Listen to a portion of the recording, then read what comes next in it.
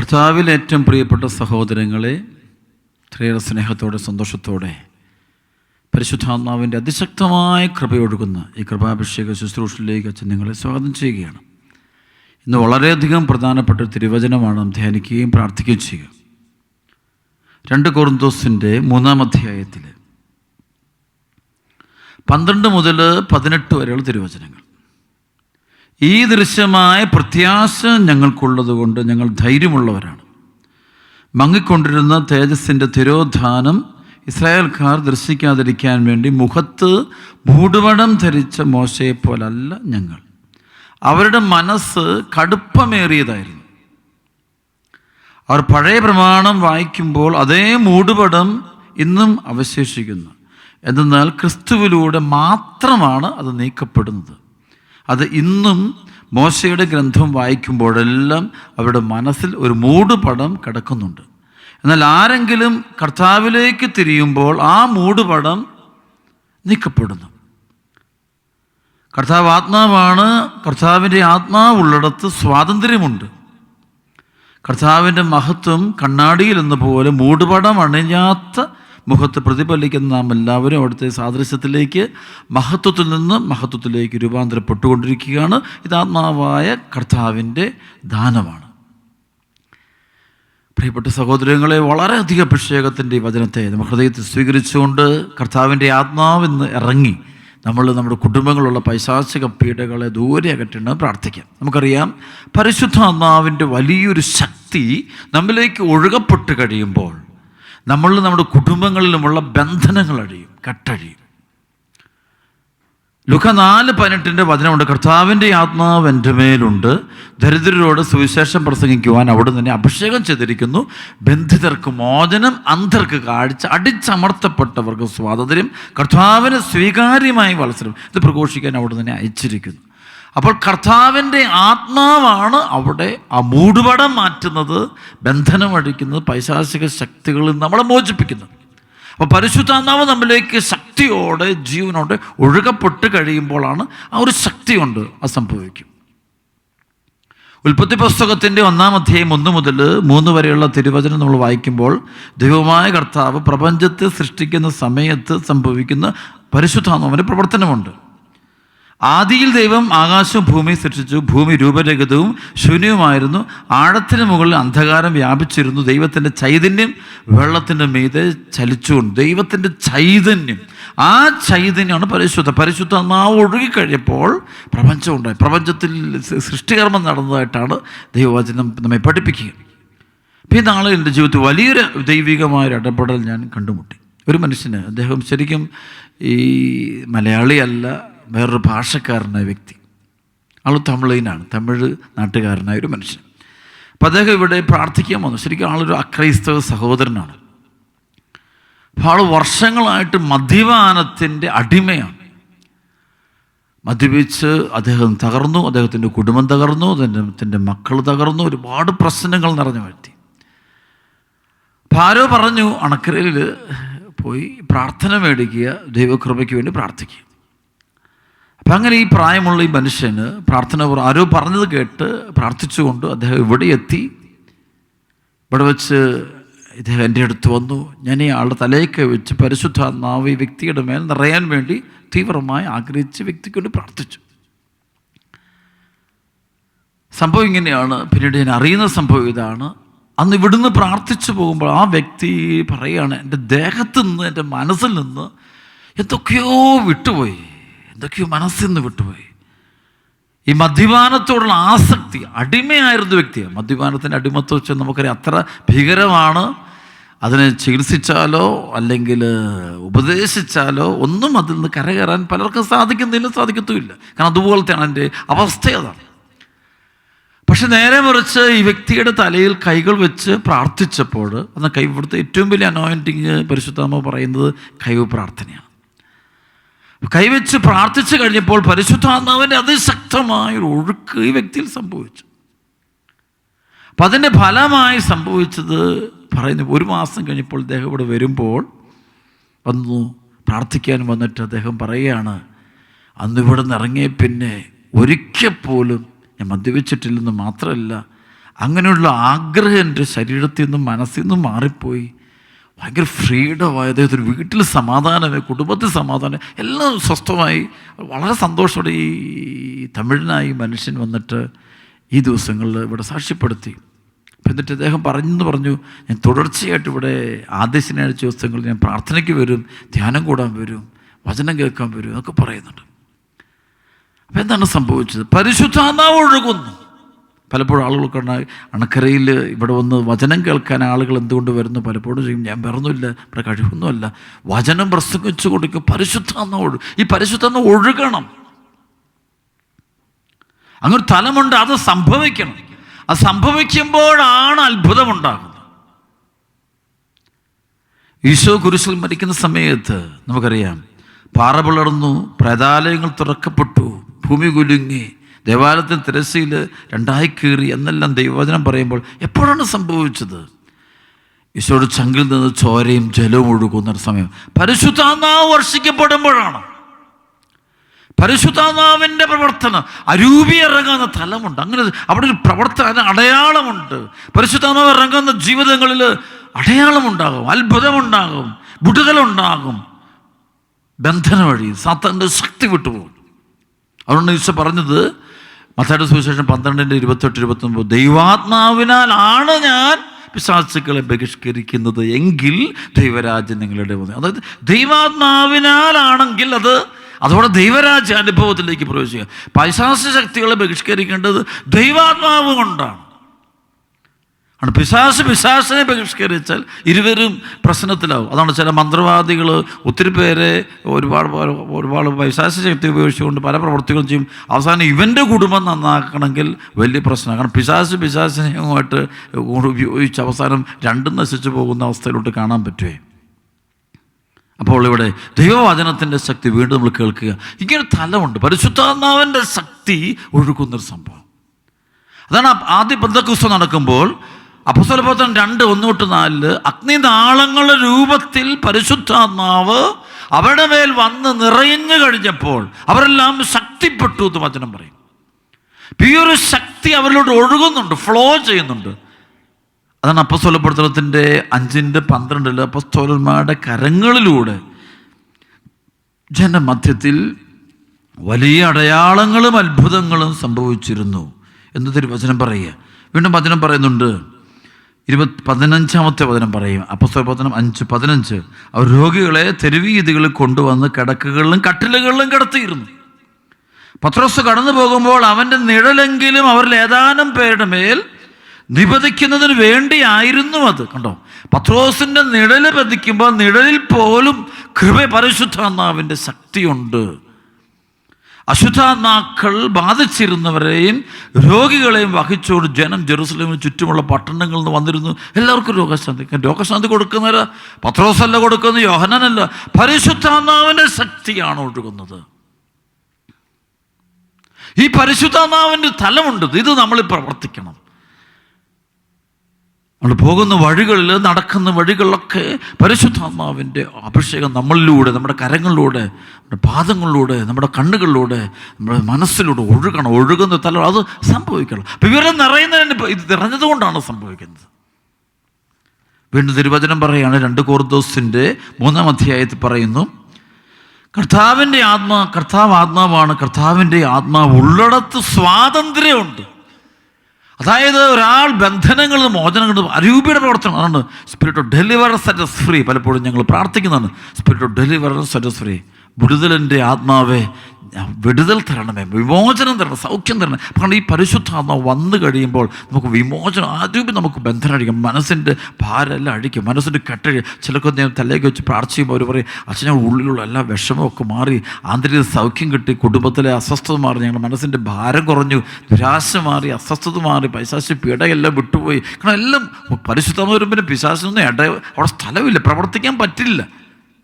ഒരാളുടെ ഹൃദയത്തിലേക്ക് പരിശുദ്ധാത്മാവ് ഒഴുകുമ്പോൾ ആ വ്യക്തിയുടെ ഹൃദയത്തിൽ നിന്ന് പിശാച് പോകുന്നു. ഈ ഒഴുകണമെങ്കിൽ എന്ത് വേണം? ഒഴുകണമെങ്കിൽ തുറക്കണം. നമുക്കറിയാം, ഹൃദയം തുറക്കുന്നത് വിശ്വസിച്ചാലേ പറ്റുള്ളൂ. വിശ്വാസത്തോടെ നിൽക്കണം, പ്രാർത്ഥിച്ചുകൊണ്ട് നിൽക്കണം. വിശ്വാസമെന്ന് വലിയ പുണ്യത്തിൽ നിന്നുകൊണ്ടാണ് ഈ കൃപകളെല്ലാം നമ്മൾ അതുകൊണ്ടാണ് എബ്രായ ലേഖനത്തിൻ്റെ 11-ാം അധ്യായത്തിൽ 6-ാമത്തെ വചനം പറയും, വിശ്വാസമില്ലാതെ ദൈവത്തെ പ്രസാദിപ്പിക്കുക സാധ്യമല്ല. ദൈവസന്നിധിയിൽ ശരണം പ്രാപിക്കുന്ന ഒരു ദൈവമുണ്ടെന്നും തന്നെ അന്വേഷിക്കുന്നവർക്ക് അവിടുന്ന് പ്രതിഫലം നൽകുന്നുണ്ടെന്നും വിശ്വസിക്കണം. വിശ്വാസത്തിലൂടെ സ്വീകരിക്കുന്നത് ഫെയ്ത്ത് വേണം അവിടെ. അതെന്നെ തിരുവചനത്തിൽ റോമലേഖനത്തിൽ 4-ാമത്തെ അധ്യായത്തിൽ പറയുന്നുണ്ട്. അബ്രാഹത്തിൻ്റെ വിശ്വാസം, അതിലൂടെയാണ് അബ്രാഹത്തിന് വൃദ്ധനായ വാർദ്ധക്യത്തിൽ കഴിയുന്ന അബ്രാഹത്തിനും അതുപോലെ തന്നെ സാറയ്ക്കും അവർക്ക് ഒരു കുഞ്ഞിനെ ലഭിക്കുന്നത് ഫെയ്ത്ത്. ദൈവവചനത്തിന് ഹൃദയം തുറന്നിരിക്കുക. തുറക്കുമ്പോഴാണ് സംഭവിക്കുന്നത്. പരിശുദ്ധാത്മാവിൻ്റെ പ്രവർത്തനം ഉണ്ടാകുന്നത്. ആ ശക്തി വിശ്വസിക്കുമ്പോഴാണ്, വചനത്തെ കണ്ണുപൂട്ടി വിശ്വസിക്കുമ്പോഴാണ്. ലൂക്കാ 1:38 പരിശുദ്ധ അമ്മ ചെയ്യുന്നതുപോലെ പിതാ കർത്താവിന് ദാസി നിന്റെ വചനം പോലെ നിറവേറട്ടെ. റോമലേഖനത്തെ 4:19-20 വചനം പറയും, 100 വയസ്സായ തൻ്റെ ശരീരം മൃതപ്രായമായിരിക്കുന്നെന്നും സാറായുടെ ഉദരം വന്ധ്യമാണെന്നും അറിയാമെന്നിട്ടും അവൻ്റെ വിശ്വാസം ദുർബലമായില്ല. വിശ്വാസമില്ലാത്തവനെ പോലെ ദൈവത്തിൻ്റെ വാഗ്ദാനത്തിന് എതിരായിട്ട് അവൻ ചിന്തിച്ചില്ല, മറിച്ച് അവൻ വിശ്വാസത്താൽ അവൻ ശക്തി പ്രാപിച്ചു. വാഗ്ദാനം നിറവേറ്റാൻ ദൈവത്തിന് വചനത്തിൽ വാഗ്ദാനം നിറവേറ്റാൻ ദൈവത്തിന് കഴിയുമെന്ന് അവന് ഉത്തമ ബോധ്യമുണ്ട്. അപ്പോൾ ഫെയ്ത്ത് ഉണ്ട്. ഫെയ്ത്ത് പ്രിയപ്പെട്ട സഹോദരങ്ങളെ, ഈ പരിശുദ്ധാത്മാവിനെ നേടുന്ന വഴിയാണ് വിശ്വാസത്തിൻ്റെ വഴി. ഈശോ കർത്താവാണെന്ന് വിശ്വസിക്കുന്ന സംഭവം. അപ്പോൾ പരിശുദ്ധാത്മ ഒടുക്കുന്നതാണ്. അപ്പോൾ അവിടെയാണ് അനുദപിക്കുന്നതൊക്കെ. വിശ്വസിക്കുമ്പോഴാണ് അനുതാപം. അവിടെ പരിശുദ്ധാത്മ കടന്നു വരിക. അപ്പോൾ ദൈവം ആത്മാവാണ്. ദൈവത്തിൻ്റെ ആത്മാവുള്ളിടത്ത് സ്വാതന്ത്ര്യമുണ്ട്, ഫ്രീഡമുണ്ട്. പിടിച്ചു പൂട്ടുന്നൊന്നുമില്ല. എല്ലാം കെട്ടിയിട്ട് ഇന്ന് മുഴുവൻ കുടുംബങ്ങളെല്ലാം കെട്ടിയിട്ടിരിക്കുക. അസ്വസ്ഥതയാണ്, തിന്മ കയറി പിടിക്കുക. അടിമത്തം ഉണ്ടാകുന്നതുകൊണ്ടാണ്. മദ്യപാനത്തെ അടിമത്തം, അല്ല പുകവലിക്ക് അടിമത്തം, അഹങ്കാരത്തെ അടിമത്തം, മരണത്തിന് അടിമത്തം, നിരാശയ്ക്ക് അടിമത്തം, ധനമോഹം. പരിശുദ്ധാത്മാവ് അറിയാത്തതുകൊണ്ടാണ് ഇതിൻ്റെയൊക്കെ അടിമകളായിട്ട് പോകുന്നത്. ലോകാരൂപികളുടെ അടിമകളായി തീരുന്നതിൻ്റെ കാരണം പരിശുദ്ധാത്മ അഭിഷേകം നഷ്ടപ്പെട്ടു പോകുന്നുണ്ട്.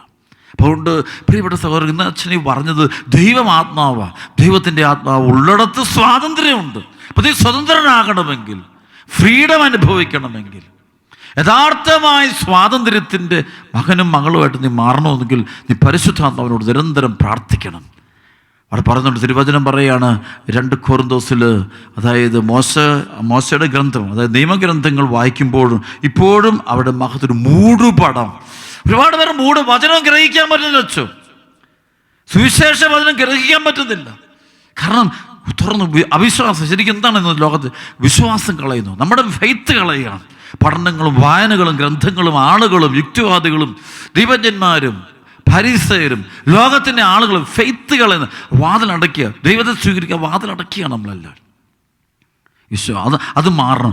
ദൈവവചനം കേൾക്കാൻ ഹൃദയം തുറക്കാനുള്ള കൃപ തുറന്നു കഴിയുമ്പോഴാണ് ഈശോ നമ്മുടെ ഉള്ളിലേക്ക് വരുന്ന അനുഭവം, പരിശുദ്ധാത്മ വരുന്ന അനുഭവം. അപ്പോഴാണ് ഈ മൂടുപടം മാറുന്നത്. ബുദ്ധിയിലെ അന്ധകാരമുണ്ട്, വളരെ സീരിയസ് ആയ സംഭവം. ബുദ്ധിയിൽ അന്ധകാരം, നെഗറ്റീവായ തോട്ട്സ് ഉണ്ട്. അതൊക്കെ നമ്മുടെ ഉള്ളിൽ കടന്നു കഴിഞ്ഞാൽ നമുക്ക് ദൈവത്തെ അനുഭവിക്കാനോ ദൈവത്തെ സ്വന്തമാക്കാനോ നമുക്കൊന്നും സാധിക്കില്ല. ഒരുപാട് അസ്വസ്ഥതകൾ, പൈശാചിക പീഡകൾ ഒക്കെ നമ്മളെ ബാധിക്കുന്നത്, നമ്മുടെ ജീവിതം തന്നെ ഒരുപാട് വിഷമഘട്ടങ്ങളിലേക്ക് പോകുന്നത് കാണാൻ പറ്റും. അപ്പോൾ അതുകൊണ്ട് വളരെ എളിമയോടെ നമ്മൾ ദൈവം വിശ്വസിച്ചാൽ മാത്രമേ സംഭവം ഉണ്ട്. ദൈവം അതിനൊക്കെ ഹൃദയത്തിൽ വിശ്വസിക്കണം. ജ്ഞാനത്തിൻ്റെ പുസ്തകത്തിൽ 6:11 പറഞ്ഞു, എൻ്റെ വചനങ്ങൾ അഭിലാഷമർപ്പിക്കുവിൻ, തീവ്ര അഭിനിവേശം കാണിക്കുവിൻ, നിങ്ങൾക്ക് ജ്ഞാനം കിട്ടും. ഞാനോട് പരിശുദ്ധാത്മാവാണ്. അപ്പോൾ ദൈവവചനമൊക്കെ വിശ്വസിച്ചാൽ മാത്രമേ അതിലൂടെ വരുന്ന കൃപ നമുക്ക് നേടിയെടുക്കാൻ പറ്റുള്ളൂ. ദൈവവചനത്തെ വിശ്വസിക്കണം. വിശ്വസിച്ചുകൊണ്ട് മുന്നോട്ട് പോകുമ്പോഴാണ് അവിടെ അത്ഭുതങ്ങളോ രോഗശാന്തികൾ, വിടുതലുകൾ, അനുഭവങ്ങളൊക്കെ നമുക്ക് നേടുന്നത്. നേരെ മറിച്ച് നമ്മൾ വിശ്വസിക്കുന്നില്ലേ, നമുക്കതൊട്ടും അനുഭവിക്കാനായിട്ടോ സ്വന്തമാക്കാനായിട്ടോ കർത്താവിൻ്റെ മാർഗത്തിൽ വ്യാപരിക്കാനായിട്ടോ നമുക്ക് ഒരിക്കലും സാധിക്കുകയില്ല. അവിടെ പ്രിയപ്പെട്ട സഹോദരങ്ങൾ, വീണ്ടും പറയുന്നു, ദൈവത്തിൻ്റെ പരിശുദ്ധാത്മാവ് നമ്മിലേക്ക് ഒഴുകി ഇറങ്ങിക്കഴിയുമ്പോൾ നമ്മൾ ശക്തി പ്രാപിക്കുക. അങ്ങനെ പരിശുദ്ധാത്മാവിൻ്റെ ശക്തി കൊണ്ടാണ് അപ്പോസ്തലന്മാർ യാത്ര ചെയ്യുന്നത്. അപ്പോൾ അവർ പോകുന്ന വഴി സുവിശേഷം പ്രസംഗിക്കുന്നുണ്ട്. എല്ലാവർക്കും പരിശുദ്ധാത്മാവിനെ കൊടുക്കുക. അവിടെ പൈശാചത്തിൽ വിട്ടുപോകുന്നു, അന്ധകാരം വിട്ടുപോകുന്നു, രോഗങ്ങൾ വിട്ടുപോകാറ്, അത്ഭുതങ്ങൾ ഉണ്ടാകുന്നു. അപ്പോൾ അവർ ദൈവത്തെ കണ്ടുമുട്ടുന്നു, യുദ്ധത്തിനായി ഈശോയെ കണ്ടുമുട്ടുന്നു. ഇന്ന് ഈശോ ജീവിക്കുന്നവനാണ് നമുക്ക് തിരിച്ചറിയുന്നു. അപ്പോൾ അവർ ഒരുമിച്ച് കൂടും, ദൈവത്തെ സ്തുതിക്കുന്നു, മഹത്വപ്പെടുന്നു, ആരാധിക്കുന്നു. അങ്ങനെ പുതിയൊരു ജീവിതം തന്നെ ആരംഭിക്കുക, വലിയ ദൈവിക ഇടപെടൽ അനുഭവിക്കുക. അപ്പോൾ ഈ അത്ഭുതങ്ങൾ സംഭവിക്കട്ടെ, അടയാളങ്ങൾ സംഭവിക്കും. ഞാൻ ഓരോ അത്ഭുതങ്ങളും രോഗശാന്തികളൊക്കെ സംഭവിക്കുമ്പോൾ കാണുമ്പോൾ അറിയാം അത് നമ്മളല്ല, പരിശുദ്ധാത്മാവ് പ്രവർത്തിക്കുന്നുണ്ടോ. പത്രോസ് നടന്നു പോകുമ്പോൾ അവൻ്റെ നിഴലെങ്കിലും പതിച്ചാൽ മതി എന്ന് കരുതിക്കൊണ്ട് ആളുകൾ രോഗികളെ കൊണ്ടുവന്ന് വഴിയിൽ തെരുവുകളിൽ കിടത്തിയിരുന്നു. പത്രോസ് നടന്നു പോകുമ്പോൾ അത്രമാത്രം പത്രോസിൽ പരിശുദ്ധാത്മാവ് നിറഞ്ഞിരുന്നു. പരിശുദ്ധാത്മാവ് ശക്തി ഒഴുകിക്കൊണ്ടുവന്നു. ഇതൊരു സംഭവം നോക്കിയേ, ആ പരിശുദ്ധാത്മാവ് ശക്തി ഒഴുകുക. ഈ ശരിക്കും ഈ പരിശുദ്ധാത്മാവ് എവിടുന്നാണ് വരുന്നത്? ശരിക്കും ഈശോയുടെ ഹൃദയത്തിൽ ഈശോ മരിച്ചു കഴിഞ്ഞപ്പോൾ, ഈശോ നമ്മുടെ പാവങ്ങൾക്ക് പരിഹാരം ബലി അർപ്പിച്ച് കഴിഞ്ഞപ്പോൾ ഈശോയുടെ ചങ്കിൽ നിന്ന് ഒഴുകുന്ന ചോരയും ജലമുണ്ട്. അതാണ് പരിശുദ്ധാത്മാവ്. ആ ജലം പരിശുദ്ധമാണ്. ആ പരിശുദ്ധാത്മാവ് ശരിക്കും അതിന് പൂർണ്ണതയിലാണ് ഇവർ പെന്തക്കോസ്ത് അദ്ദേഹത്തിൽ അനുഭവിക്കുന്നത്, സ്വന്തമാക്കുന്നത്, ഇവരിലേക്ക് പ്രവേശിക്കുന്നത്. ആ രൂപി ഇവർ നിറഞ്ഞു കഴിഞ്ഞപ്പോൾ ഇവർ പോകുന്ന വഴിയിൽ ഈശോ ചെയ്ത അതേ പ്രവർത്തികൾ ഇവർ ചെയ്യുകയാണ്. ഈശോ ചെയ്ത അതേ പ്രവൃത്തി, മരിച്ചവരെ ഉയർപ്പിക്കുന്നു, രോഗികൾ സുഖപ്പെടുന്നു, ദൈവരാജ്യം പ്രസംഗിക്കപ്പെടുന്നു. അതൊന്നും ഇവരുടെ കഴിവല്ല, ഇവർ പരിശുദ്ധാത്മാവ് പ്രവർത്തിച്ചു തന്നിട്ട്. ഇവരാകെ ചെയ്തത് അവർ ഈശോയിൽ വിശ്വസിച്ചു. അതല്ലേ യോഹന്നാൻ 11:40 നമ്മളെപ്പോഴും പറയുന്ന പോലെ, വിശ്വസിച്ചാൽ നീ ദൈവമഹത്വം കാണും, വിശ്വാസം വേണമെന്ന് പറയും, വിശ്വസിക്കാൻ പറയും. അതുകൊണ്ടാണ് റോമാലേഖനത്തിൻ്റെ 10:8-9 അഖിലേശു കർത്താവാണെന്ന് അധരം കൊണ്ട് ഏറ്റുപറയുകയും ദൈവനെ മരിച്ചു നിർപ്പിച്ചു നീ വിശ്വസിക്കണം, വിശ്വസിച്ചാൽ മാത്രമേ സംഭവിക്കുള്ളൂ, വിശ്വാസമാണ് വേണ്ടത്. അടുത്തൊരു എഫേസസ് 2:8-9 വിശ്വാസം വഴി കൃപയാലാണ് നിങ്ങൾ രക്ഷപ്പെട്ടത്, നേടിയെടുത്തതല്ല, ദൈവത്തിൻ്റെ ദാനമാണെന്ന് പറയേ. നല്ല വിശ്വാസം വേണമെന്ന് പറയും. എബ്രായ ലേഖനത്തിൻ്റെ 11:1 പറഞ്ഞ വിശ്വാസം എന്നത് പ്രത്യാശിക്കുന്നത് ലഭിക്കുമെന്ന ഉറപ്പും കാണപ്പെടാത്തവയുണ്ട് എന്നുള്ള ബോധ്യമാണ്. ഇതുമൂലമാണ് പൂർവികന്മാർ അംഗീകാരത്തിന് കാരണമായി തീർന്നത്, അർഹരായി തീർന്നത്. അപ്പം വിശ്വാസം എന്നൊരു മേഖല, ഫെയ്ത്തുണ്ട്, ഉള്ളിൽ ദൈവമുണ്ടെന്നുള്ള വിശ്വാസം അവരെ അടുത്തില്ല. ഈശോ ദൈവമാണ്, ഈശോ കർത്താവാണെന്നുള്ള ഫെയ്ത്തുണ്ട്. ആ ഫെയ്ത്തിലൂടെ കൃപ ഇങ്ങനെ ഒഴുകുന്ന കാണാൻ പറ്റുമേ. അപ്പോൾ ഈ കൃപ ഒഴുകണമെന്നുണ്ടെങ്കിൽ പരിശുദ്ധാത്മാവിലേക്ക് ഒഴുകണം. നമ്മൾ ഈശോയിൽ വിശ്വസിച്ച് കണ്ണും പൊട്ടി ആ കർത്താവിൻ്റെ ആസ്യം എന്ന് പറഞ്ഞ് വിശ്വസിക്കണം. ലൂക്ക 1:45 പറഞ്ഞല്ലേ, അതായത് പറയുമ്പോൾ പരിശുദ്ധ അമ്മയോട് എലിസബത്ത് പറയുകയാണ്, ദൈവം അരുളി ചെയ്ത കാര്യങ്ങൾ നിറവേറുമെന്ന് വിശ്വസിച്ചവൾ ഭാഗ്യവതി. ഈ വിശ്വാസം നിൽക്കുകയാണ്. അപ്പം ഇന്ന് വചനം കേട്ടുകൊണ്ടിരിക്കുമ്പോൾ നിൻ്റെ ജീവിതത്തിലേക്ക്, നിൻ്റെ കുടുംബത്തിലേക്ക് പരിശുദ്ധാത്മാവ് കടന്നു വരട്ടെ. അപ്പോഴാണ് അന്ധകാരം മാറുന്നത്. മക്കൾ മാനസാന്തരപ്പെടും. ശരിക്കൊരു പ്രാർത്ഥന കിട്ടിയാൽ മതി, അവന് പൂർണ്ണമായ മാനസാന്തരം ഉണ്ടാവും. ജീവിത പങ്കാളി മാനസാന്തരപ്പെടും ആ വ്യക്തിയിലേക്ക് പരിശുദ്ധാത്മാവ് ഒഴുകിക്കഴിഞ്ഞാൽ. പക്ഷേ വിശ്വാസം ഇല്ലെങ്കിൽ ഒന്നും നടക്കില്ല. നമുക്കറിയാം, ഈശോ കപ്പർനാമിൽ പോയിട്ട് ഒരിക്കൽ സുവിശേഷം പ്രസംഗിക്കുമ്പോൾ പറയുന്നുണ്ട്, ഒരത്ഭുതവും പ്രവർത്തിക്കാൻ പോലും പറ്റിയില്ല. അതിനെക്കുറിച്ച് വചനം പറഞ്ഞത്, അവരുടെ വിശ്വാസരാഹിത്യം നിമിത്തം അവരുടെ ഇടയിൽ ഒന്നും ചെയ്യാൻ പറ്റിയില്ല. അവരുടെ വിശ്വാസരാഹിത്യം നിമിത്തം അവരുടെ ഇടയിൽ അവനൊന്നും ചെയ്യാൻ പറ്റിയില്ല. അതായത് ചില സമയത്ത് കാണാൻ പറ്റൂതേ, അതായത് വിശ്വാസക്കുറവ് മൂലം അവർക്കൊന്നും പറ്റിയില്ല. പരിശുദ്ധാത്മാവിന് അവരുടെ, അതിൻ്റെ അർത്ഥം എന്താ, അവന് പരിശുദ്ധാത്മാവിന് അവരുടെ ഇടയിൽ പ്രവർത്തിക്കാൻ പറ്റിയില്ല. കാരണം അവരുടെ വിശ്വാസരാഹിത്യം നിമിത്തം, അവരുടെ അഹങ്കാര നിമിത്തം, കഠിന ഹൃദയ നിമിത്തം, ദൈവത്തെ അവർ അവിശ്വസിച്ചതുകൊണ്ട്, തിരസ്കരിച്ചതുകൊണ്ട്.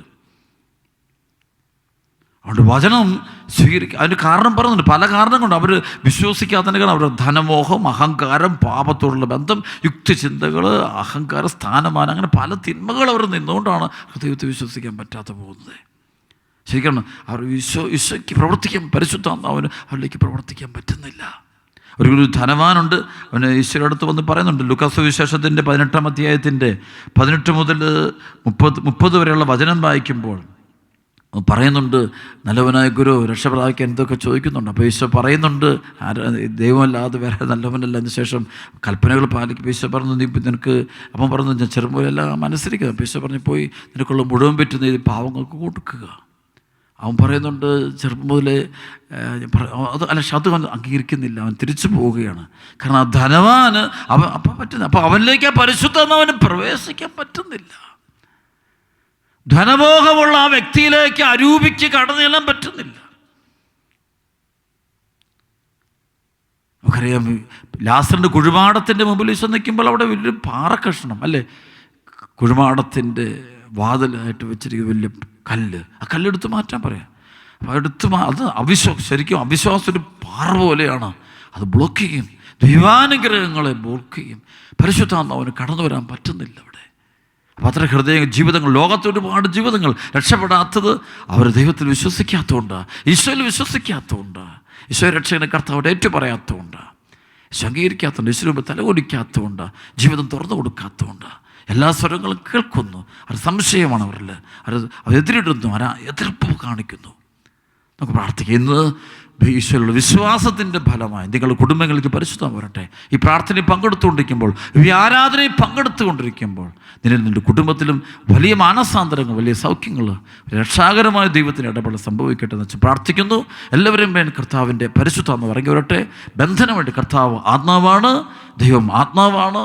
ദൈവത്തിൻ്റെ ആത്മാവുള്ളിടത്ത് സ്വാതന്ത്ര്യമുണ്ട്. ദൈവാത്മാവുള്ള കുടുംബത്തിൽ അവിടെ സന്തോഷമുണ്ട്, ആനന്ദമുണ്ട്, സമാധാനമുണ്ട്. പൈശാചിക ശക്തികളുടെ നിറഞ്ഞ ഹൃദയങ്ങളുള്ള സ്ഥലങ്ങളിൽ അസ്വസ്ഥതയാ, ഭിന്നതയാ, ഐക്യമില്ല, സ്നേഹമില്ല, കൂട്ടായ്മയില്ല, പ്രാർത്ഥനയില്ല, മൂടുപടമാണ്. എല്ലാവരും മൂടുപടം വെച്ചാണ് ജീവിക്കുന്നത്. രണ്ട് മുഖങ്ങളാണ് എൻ്റെ. കാരണം പരിശുദ്ധാത്മാവ് നിറയാത്തവന് രണ്ട് മുഖമാണ്. നമുക്ക് പ്രാർത്ഥിക്കാം. ദൈവത്തിൻ്റെ ആത്മാവേ, പരിശുദ്ധാത്മാവേ, ഈ സമയം, ഈ ശുശ്രൂഷ സമയത്ത്, ഈ ആരാധന സമയത്ത് അതിശക്തമായിട്ട് ഞങ്ങൾ പ്രവർത്തിക്കണമേ, അനുഗ്രഹിക്കണമേ. ആമേൻ.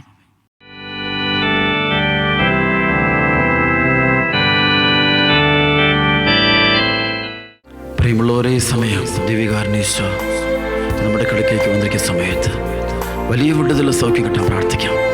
ജീവിക്കുന്നവനായ ദൈവത്തിൻ്റെ പുത്രനായ യേശുവിൻ്റെ നാമത്തിൽ കൽപ്പിക്കുന്നു. ഈ ശുശ്രൂഷ പങ്കെടുത്തുകൊണ്ടിരിക്കുന്ന ഓരോ വ്യക്തിയിലും കുടുംബത്തിലും ഉള്ള തടസ്സങ്ങളും പൈശാചിക പീഡകളും മാറിപ്പോകട്ടെ. ഈ സമയത്ത് എല്ലാ കുടുംബത്തിലും സമാധാനം ഉണ്ടാകട്ടെ. എല്ലാവരും മാനസാന്തരപ്പെട്ട് ഈശോയിലേക്ക് തിരിയട്ടെ. ഈശോയുടെ കരങ്ങളിൽ ജീവിതം മുഴുവൻ കൊടുക്കാൻ കൃപ ലഭിക്കട്ടെ. രോഗികൾ സുഖം പ്രാപിക്കട്ടെ. ഒറ്റപ്പെട്ട് കഴിയുന്നവർ, ആരുടെയും സഹായം കിട്ടാത്ത മക്കൾ, ജീവിതത്തിൽ ഒരുപാട് നിരാശയും ദുഃഖവും നിറഞ്ഞ മക്കളെല്ലാം ഇപ്പോൾ ഈശോയുടെ സാമീപ്യം അവരുടെ ഭവനത്തെ അനുഭവിക്കട്ടെ, അവരുടെ ജീവിതയാത്ര അനുഭവിക്കട്ടെ. ഈശോ കൂടെ നിൽക്കുന്ന അനുഭവം ഉണ്ടാകട്ടെ. ആ കർത്താവിനെ നമുക്ക് സ്നേഹിക്കാം. ഹൃദയം തുറന്ന് സ്നേഹിച്ച് ഈശോ ആരാധിക്കാം.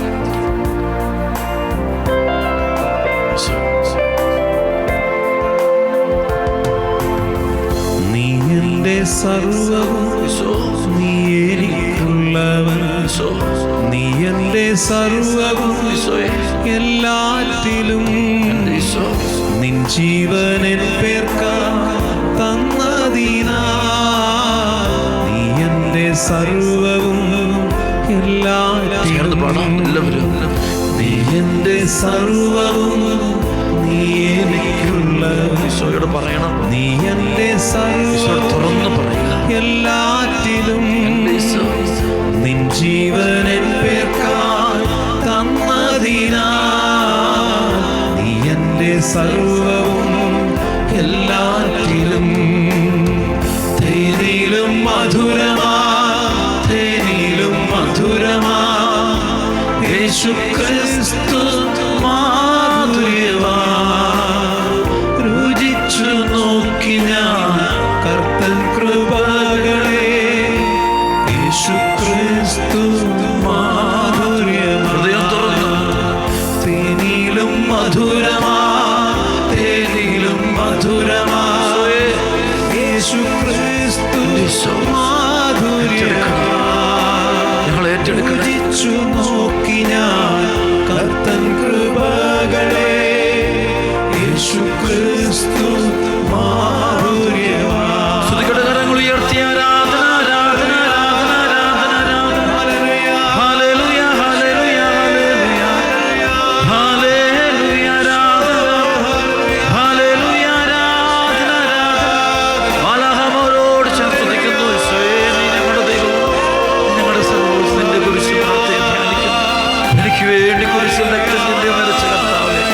ജീവിതത്തിൽ നീ ഇടപെടണമേ എന്ന് പറയാം. ഹല്ലേലൂയ, ആരാധന, ഹല്ലേലൂയ, ആരാധന, ഹല്ലേലൂയ, ആരാധന, ഹല്ലേലൂയ, ആരാധന.